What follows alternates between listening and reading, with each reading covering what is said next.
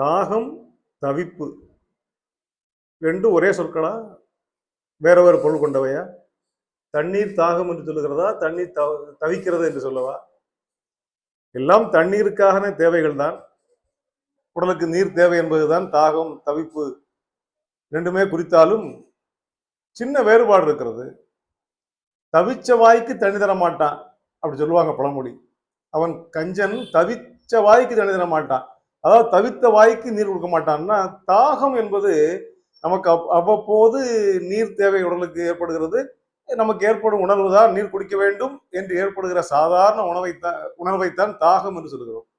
ஆனால் தவிப்பு என்பது நீர் இல்லாமல் இருக்க முடியாது, குடித்தே ஆக வேண்டும், குடிக்கவில்லை என்றால் உயிர் போய்விடும் என்ற நிலைமையோ, அல்லது உயிர் போக இருக்கிற கடைசி நேரத்திலே உடம்புக்கு தேவையான நீரை கேட்கிறது பாருங்கள் உடம்பு, அதைத்தான் தவிப்பு என்கிறார்கள்.